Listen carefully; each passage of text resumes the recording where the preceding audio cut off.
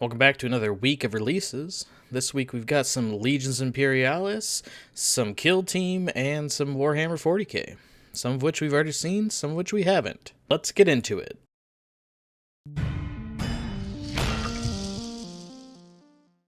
Alright, first off we're going to start with the stuff that we've already seen. Starting with the Ballistus Dreadnought. This came in the Leviathan box originally, and it's that very same sprue. We've all seen it a million times. It's got its big las cannons, its missile pods, and some storm bolters, and now its very own box. Next on to the Infernus Squad, also featured in the Leviathan box, and also the same easy-to-build kit. These are going to be your basic infantry that have not flamers anymore, but pyre blasters. And moving on to Kill Team, we've got, excitingly, the Scout Squad, and less excitingly, the Blades of Cain, but still cool. The Scout Squad is something that has been sought after for a while, because the old ones were pretty rough. Same with the Striking Scorpions. Again, we've seen these already in their own box that we already did an unboxing on, so we're not going to go into detail with these guys, but they have their own kits, which the surprising part is that box just came out a few weeks ago, and they already released it, which is unheard of, so cool. And on to the stuff that we haven't seen yet, the Captain and Terminator Armor. We've seen several of these in the past, and one in Leviathan box, but this isn't the kit that came in the Leviathan box. This is a new customizable one. We'll take a look at the sprue in just a moment here.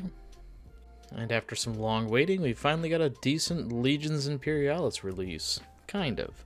We've got support kits for both the Legiones Astartes and the Solar Auxilia, as well as some new tanks. This one is the Astartes one. Comes with some new dreadnoughts, rapier, and tarantula launchers. You can see the different options on the back here for the Leviathan dreadnoughts, storm cannons, or melta-lances. But with these, I guess I shouldn't say options. I think that they build two of each of everything. I don't think it's necessarily a choice, but we'll find out when we look at the sprue here in just a couple moments after we take a look at some of the other stuff. And then up next is the Solar Auxiliary support. Pretty much the same concept, except no dreadnoughts.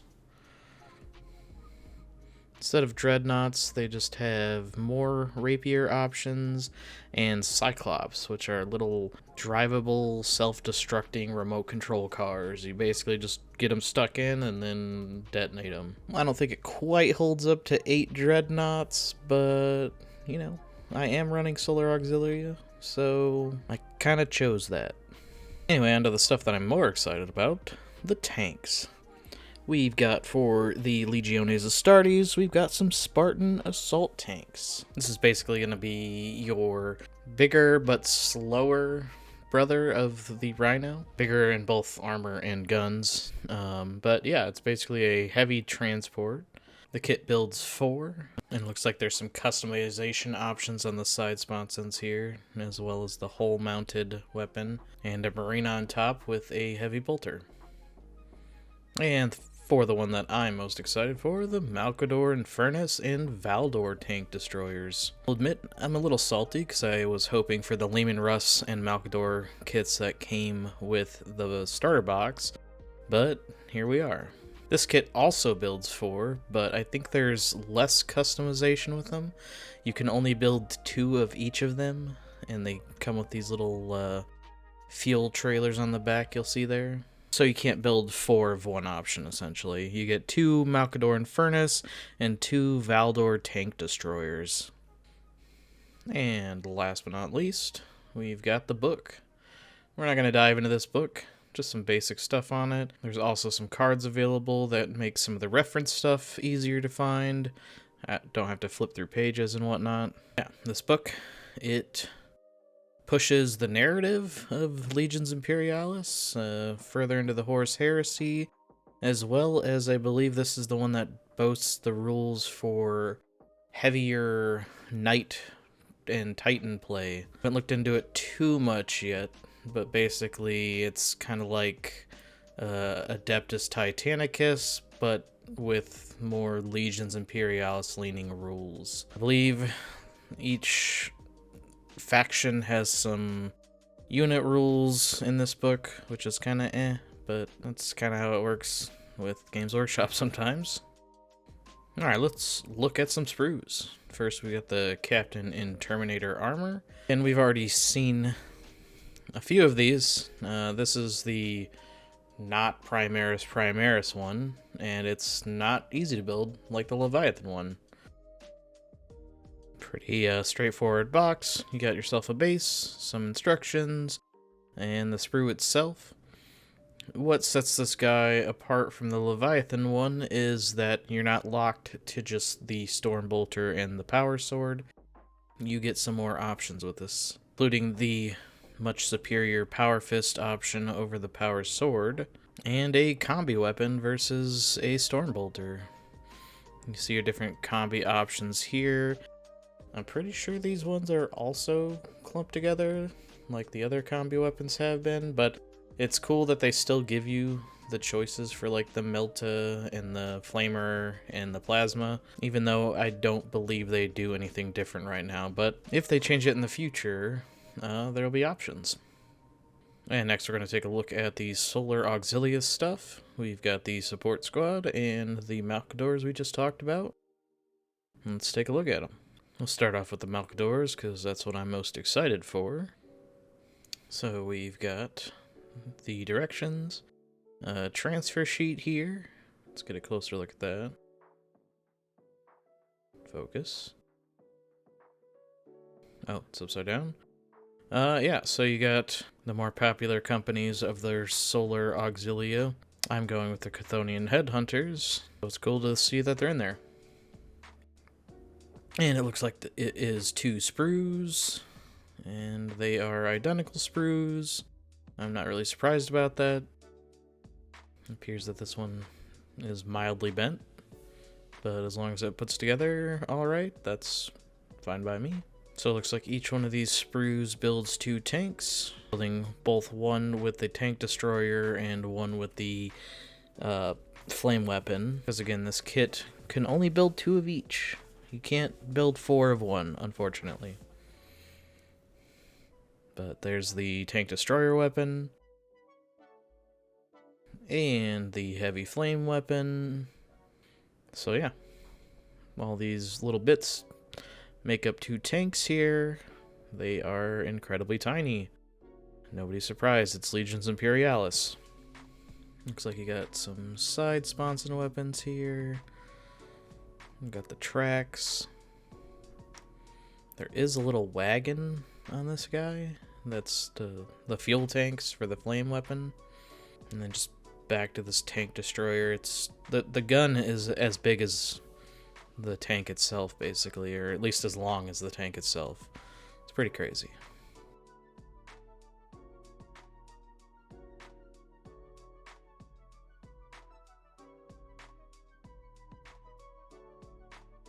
And now we're going to take a look at the Solar Auxilia support.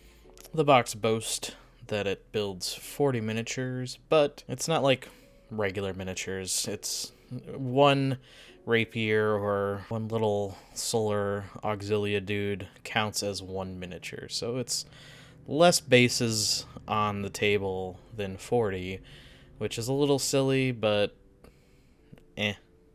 Anyway, let's get it open.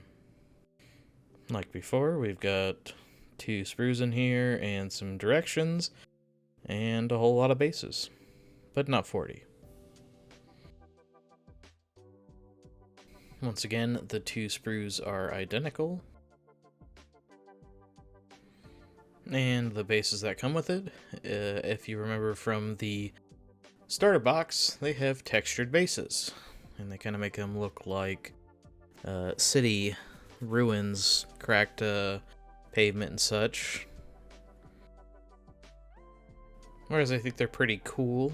I don't think I'm going to use them because I want my theme to be that they're kind of in muddy trenches, no man land type battlefield versus in the city like Legions Imperialis is often portrayed. And here is the Directions. There's a ton of stuff in here, but only fits in basically one little leaflet.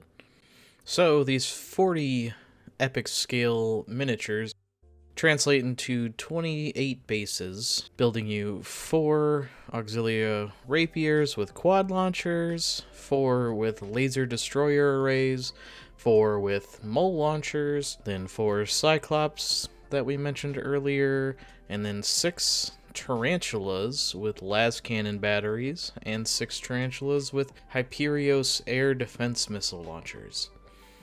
You can see just the tiny little guys here, smaller than a fingernail, and these guys are the ones who are shooting the rapiers in their little chairs. I like it.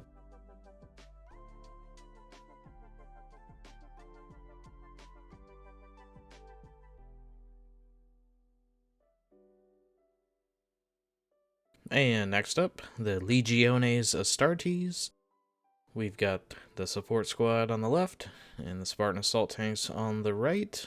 Whereas I think the Astartes support group beats the Solar auxiliary group as far as excitement. I think the Malcadors kind of beat the Spartan tanks out as far as excitement, at least for me. So starting off with their tanks as well, we've got the Spartan assault tanks. So differently from the Malcadors, these are 4 of the same tank, except they have options for different sponsons and mounted weapon, but they're classified under the same rule set, I believe. The rules are in the book, which I haven't cracked open yet, but the main difference being that you can build all 4 of these exactly the same, whereas the Malcadors, it was 2 of each. These guys are a tougher than a Rhino transport. You get a transfer sheet here with all of the different legions on them, and some extra markings down at the bottom for numerals and various honors, companies, so on and so forth. It's interesting in these boxes that the instructions are more old school style with the black and white pictures and just a different type of print paper, but whatever, you're only gonna use them once. Alright, so same deal with every other box so far. 2 identical sprues, each sprue building 2 tanks. It's got all of your options on here, including ridiculous amounts of las cannons. So I'll admit, I'm not super up to date with the lore of Horse Heresy armor, but these guys are kind of like a Land Raider, but not quite. I think this chassis eventually became a Land Raider. Feel free to correct me in the comments. I'm not entirely sure, but that's what it seems like to me. And lastly, we have the Legiones Astartes support group. This is Dreadnoughts, Daradeos Dreadnoughts, and the Leviathan Dreadnoughts, and then the Astartes version of the Rapiers and the Tarantulas. But essentially they do the same thing as the Solar Auxilias. You got more of your textured vases here, and once again 2 sprues. Maybe when I finally flesh out a full army of my Solar Auxilia, I'll probably dip into Space Marines just for the Dreadnoughts. This one has the Daradeo, which is my favorite Dreadnought, just because the gigantic plasma cannons. It really is a shame that they're not usable in 40k anymore, because I don't play full-size 30k, or else I would probably buy like 3 of them. So, like the Solar Auxilia one, it boasts 24 epic scale Legiones Astartes miniatures, but it's split over 16 bases, so basically 16 miniatures. It builds 2 Leviathan Siege Dreadnoughts with Cyclonic Melta Lances and 2 with Leviathan Storm Cannons. 2 Deredeo Dreadnoughts with Anvilus autocannon batteries, and 2 with Hellfire plasma cannonades, 2 Legion Rapiers with laser destroyer arrays, and 2 with quad launchers, 2 Legion Tarantulas with Tarantula las cannon batteries, and 2 with Hyperios air defense missile launchers. Kinda like with the tank, you can't build 4 of any of the same miniature. They all have to have the set amount of loadouts that comes in the box. It should be mentioned that all of these Legions Imperialis kits are $50 a pop, so lower than the average 40k or Sigmar kit, but teeny tiny miniatures. As you can see, emphasis on the teeny tiny miniatures right there. Those are Space Marines. I haven't built any of the Dreadnoughts yet, but tweezers may be recommended. Anyway, that's it for the releases this week. Are you guys excited about any of this? Let us know in the comments. If you made it this far, we always appreciate it, as we appreciate any likes, comments, and subscribes. It really helps us keep doing what we're doing, which is talking about miniatures. Anyway, bye.